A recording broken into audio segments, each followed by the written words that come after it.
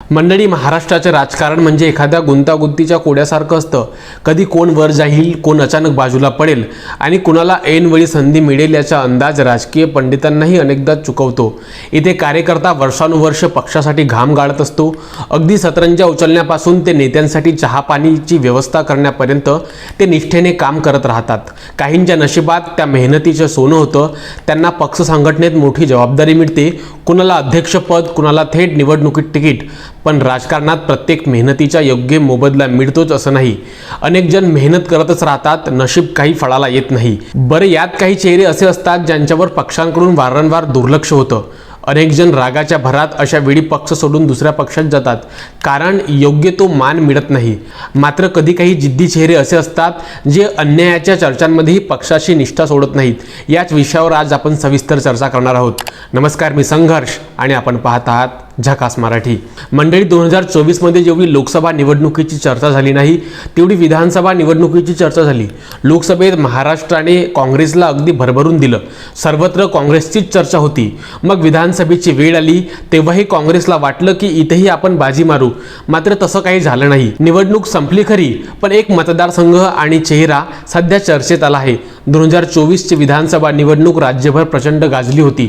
लोकसभा निवडणुकीत महाविकास आघाडीला मिळालेल्या यशामुळे विधानसभा निवडणुकीत त्यांची ताकद किती वाढते याकडे संपूर्ण राज्याचे लक्ष होतं. काँग्रेसचे माजी प्रदेशाध्यक्ष नाना पटोले यांना त्यांच्या कार्यकर्त्यांकडून भावी मुख्यमंत्री म्हणून संबोधलं जात होतं. याला कारण म्हणजे लोकसभेत त्यांनी केलेली दमदार कामगिरी.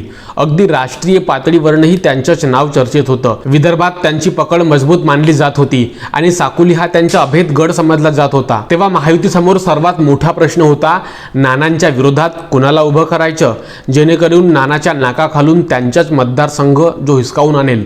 यासाठी भाजपने अनेक सर्वे केले, स्थानिक नेत्यांच्या बैठका झाल्या, अनेक इच्छुकांची नावे चर्चेत होती. त्यामध्ये डॉक्टर परिणय फुके, माजी आमदार बाळा काशीवार, डॉक्टर सोमदत्त करंजकर यांची नावं चर्चेत होती. भाजपच्या स्थानिक कार्यकर्त्यांनाही असंच वाटत होतं की यापैकीच कुणाला तरी उमेदवारी मिळेल. मात्र महायुतीने शेवटच्या क्षणी सर्वांना चकित केलं. अर्जुनी मोरगावमध्ये भाजपचे माजी मंत्री राजकुमार बडोले यांना राष्ट्रवादी काँग्रेसकडून उमेदवारी देण्यात आली आणि साकोलीत राष्ट्रवादी काँग्रेस पक्षाचे जिल्हा परिषद सदस्य अविनाश ब्राह्मणकर यांना महायुतीचा उमेदवार बनवण्यात आला. हा निर्णय म्हणजे त्यावेळी सर्वांसाठीच राजकीय वर्तुळात अक्षरशः भूकंपच होता. नाना पटोलेंसमोर हे कसे लढणार? भाजपकडे स्वतःचे चेहरे नव्हेत का?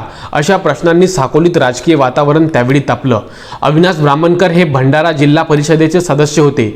शेतकरी, साधी राहणी, गावाशी घट्ट नाड, मातीच्या घरात राहणारा आणि बुलेटवर फिरत जनसंपर्क करणारा नेता, अशी त्यांची प्रतिमा तयार झाली होती. ते मोठ्या बॅनरवर धडकणारे हायफाय नेता नव्हते, तर शेतकऱ्याच्या बांधांवर पोहोचणारे ग्राउंड लेवल वॉरियर होते. पण उमेदवारी जाहीर होताच भाजपमध्ये नाराजीचा स्फोट झाला. डॉक्टर सोमदत्त करंजकर यांनी बंडाचा झेंडा उचलला आणि अपक्ष उमेदवारीचा अर्ज भरला. त्यांना माजी आमदार बाळा काशीवार आणि माजी जिल्हा परिषद अध्यक्ष ॲडव्होकेट वसंत तेंचिलवार यांचा पाठिंबा मिळाला. त्यांनी प्रचारात एकच मुद्दा पुढे केला, आमचीच ओरिजिनल भाजप. या घोषणेने भाजपच्या पारंपरिक मतांमध्ये फूट पडण्याची भीती निर्माण झाली. सुरुवातीला अनेक कार्यकर्ते त्यांच्यासमोर गेले. वातावरण पाहता अविनाश ब्राह्मणकर यांची स्थिती अत्यंत कठीण दिसत होती. या संपूर्ण राजकीय घडामोडीनंतर साकोलीच्या रणांगणात एक चित्र स्पष्ट दिसू लागलं होतं. महायुतीचा अधिकृत उमेदवार असूनही अविनाश ब्राह्मणकर अनेक अर्थाने एकटे पडले होते. पक्षातील अंतर्गत नाराजी, बंडखोरी, कार्यकर्त्यांमधील संभ्रम आणि विरोधकांचा आक्रमक प्रचार या सगळ्यांच्या कात्रीत त्यांची उमेदवारी अडकली होती. अनेकांनी तर निकाल लागण्याआधीच त्यांचा पराभव गृहीत धरला होता. हा प्रयोग फसणार, नानांसमोर टिकणार नाहीत, स्थानिक भाजपच त्यांच्यासोबत नाही, असे बोल प्रत्येकाच्या तोंडून ऐकायला मिळत होते. पण राजकारणात काही नेते परिस्थितीसमोर घुडके टेकतात, तर काही परिस्थितीला गुडघ्यावर आणण्याचा प्रयत्न करतात. अविनाश ब्राह्मणकर यांनी दुसरा मार्ग निवडला. त्यांनी तक्रार करण्यापेक्षा स्वतः मैदानात उतरून लढण्यावर विश्वास ठेवला. सकाळी सूर्योदय होण्याआधी घराबाहेर पडायचं आणि मध्यरात्री मतदारसंघ पालथा घालायचा, हा त्यांच्या रोजचा दिनक्रम बनला. साकोली विधानसभा अक्षरशः त्यांनी पिंजून काढली. गावातील शेतकऱ्याच्या बांधावर जाऊन चर्चा, युवकांसोबत बैठका, महिला बचत गटांची संवाद, छोट्या व्यापाऱ्यांच्या अडचणी जाणून घेणं. त्यांनी प्रचाराला फक्त सभा आणि बॅनरपुरतं मर्यादित ठेवलं नाही, तर ते लोकांच्या दारात नेऊन उभं केला. त्यांच्या प्रचारात मोठमोठे हेलिकॉप्टर नव्हते, स्टार प्रचारकांची गर्दी नव्हती, कोट्यावधींची चमक नव्हती, पण एक गोष्ट होती, जिद्दीच्या ज्वालामुखी.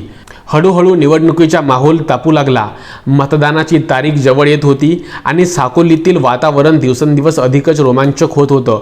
गावातील चौकात, चहाच्या टपऱ्यांवर, बाजारात, शेतातील बांधांवर आणि सोशल मीडियावर फक्त एकच चर्चा होती, यावेळी आमचा आमदार कोण. एका बाजूला काँग्रेसचे मोठे नाव नाना पटोले, तर दुसऱ्या बाजूला शेवटच्या क्षणी उमेदवारी मिळवलेला पण प्रचंड मेहनत करणारा अविनाश ब्राह्मणकर. साकोलीतील निवडणूक हळूहळू राज्याच्या चर्चेचा विषय बनली होती. राजकीय विश्लेषकांना वाटत होतं की नाना पटोले सहज विजय मिळवतील. काहींनी तर हजारो मतांची आघाडीही गृहीत धरली होती. आणि मग आला मतदानाचा दिवस. मतदारांनी मोठ्या संख्येने मतदान केलं. सर्व उमेदवारांना शेवटच्या क्षणापर्यंत आपली पूर्ण ताकद पणाला लावली. प्रत्येक पक्ष आपापल्या विजयाच्या दाव्यात व्यस्त होता. पण खरा सस्पेन्स निकालाच्या दिवशी सुरू झाला. मतमोजणीच्या सुरुवातीपासूनच चुरशीची लढत पाहायला मिळाली. कधी नाना पुढे, कधी अविनाश ब्राह्मणकर आघाडीवर. प्रत्येक फेरीनंतर वातावरण अधिकच तणावपूर्ण होत होतं. साकोलीतील अनेक घरांमध्ये टीव्ही समोर लोक बसले होते. राजकीय कार्यकर्त्यांचे फोन सतत वाजत होते आणि अंतिम निकाल समोर आला आणि अनेकांना हादराच बसला. ज्यांच्या नावावर हजारोंच्या आघाडीची चर्चा सुरू होती ते नाना पटोले केवळ 208 मतांनी विजयी झाले आणि ती आघाडीही पोस्टल बॅलेटमुळे निश्चित झाली. हा निकाल म्हणजे राजकीय भूकंपच होता. लोक म्हणू लागले, नाना बाउंड्री लाईनवर वाचले. साकोलीत चमत्कार होणारच होता. अविनाश ब्राह्मणकर यांनी अशक्य जवळपास शक्य करून दाखवलं. ज्यांना विरोधक इम्पोर्टेड उमेदवार म्हणत होते त्यांनी त्या निवडणुकीत स्वतःची ताकद सिद्ध केली. पराभव झाला, पण तो पराभव नव्हता, तो स्वतःच्या राजकीय क्षमतेचा मोठा दाखला होता. मात्र खरी चर्चा निकालानंतर सुरू झाली. राजकीय वर्तुळात अपेक्षा होती की एवढ्या मोठ्या लढाईनंतर पक्ष अविनाश ब्राह्मणकर यांना मोठी जबाबदारी देईल. अनेकांना वाटलं भंडारा जिल्हा परिषदेत सभापती पद त्यांच्या वाड्याला येईल, पण तिथे त्यांचे नाव मागे पडलं. त्यानंतर भाजप जिल्हा अध्यक्ष पदासाठी त्यांचं नाव चर्चेत आलं. कार्यकर्त्यांनाही वाटत होतं की संघर्ष केलेल्या नेत्याला संघटनेत मोठी भूमिका दिली जाईल, पण पक्षाने आशू गोंडाने यांच्यावर विश्वास दाखवला. हा निर्णय झाल्यानंतर अनेक कार्यकर्त्यांमध्ये नाराजी निर्माण झाली. जिल्हा अध्यक्ष पद अनुभवी नेत्यांकडे असावं लागतं, अशा चर्चा सुरू झाल्या. काहींनी म्हटलं डॉक्टर परिणय फुके यांचे ते निकटवर्ती असल्यामुळे त्यांची नियुक्ती झाली असेल, अशा चर्चा रंगल्या. त्यानंतर चर्चा झाली की किमान प्रदेश संघटनेत तरी अविनाश ब्राह्मणकर यांना स्थान मिळेल, पण तिथेही त्यांचं नाव अंतिम यादीत दिसलं नाही. शेवटी त्यांना जिल्हा शेतकरी आघाडी अध्यक्षपद देण्यात आलं. पद मिळालं खरं, पण अनेकांच्या मते त्यांच्या राजकीय संघर्षाच्या तुलनेत खूप छोटं होतं. विशेष म्हणजे एवढ्या सगळ्यानंतरही अविनाश ब्राह्मणकर नाराज होऊन शांत बसले नाही. आजही ते सातत्याने लोकांमध्ये फिरतात, शेतकऱ्यांच्या प्रश्नांवर आवाज उठवतात, सामान्य नागरिकांच्या अडचणी सोडवण्याचा प्रयत्न करतात, सरकारी योजनांसाठी लोकांना मदत करतात. अनेक नेते पराभवानंतर 5 वर्ष गायब होतात, पण ब्राह्मणकर यांनी पराभवानंतरही जनसंपर्काची साखळी तुटू दिली नाही. यामुळे आता भंडारा जिल्ह्यात एक नवीन प्रश्न विचारला जातोय, भाजप अविनाश ब्राह्मणकर यांच्यासाठी मोठी काही राजकीय स्क्रिप्ट लिहित आहे का, की त्यांच्याकडे जाणीवपूर्ण दुर्लक्ष होत आहे. राजकारणात संयम ठेवणाऱ्यांना कधी ना कधी मोठं बक्षीस मिळतं असं म्हटलं जातं, पण हा संयम किती काळ टिकणार हा प्रश्नही तितकाच महत्त्वाचा आहे. कारण राजकारणात कार्यकर्ते पराभव विसरतात, पण दुर्लक्ष कधीच विसरत नाही. आता पुन्हा जिल्हा परिषद निवडणुका जवळ येत आहेत. सर्व पक्ष मोर्चेबांधणी करत आहेत. साकोली आणि भंडाऱ्यात पुन्हा राजकीय वारे वेगाने वाहू लागले आहेत. आगामी निवडणुकांमध्ये अविनाश ब्राह्मणकर यांना मोठी भूमिका दिली जाणार का, की पुन्हा एकदा त्यांना संयमाची परीक्षा द्यावी लागणार? हा प्रश्न सध्या भंडाराच्या राजकीय गल्लीपासून ते मंत्रालयाच्या कॉरिडॉरपर्यंत चर्चेत आहे. याचं उत्तर काळच देईल. तोपर्यंत पाहत रहा झकास मराठी. ही व्हिडिओ शेवटपर्यंत पाहिल्याबद्दल धन्यवाद. जर आपण आताही झकास मराठीला सबस्क्राईब केलं नसाल तर सबस्क्राईब करा.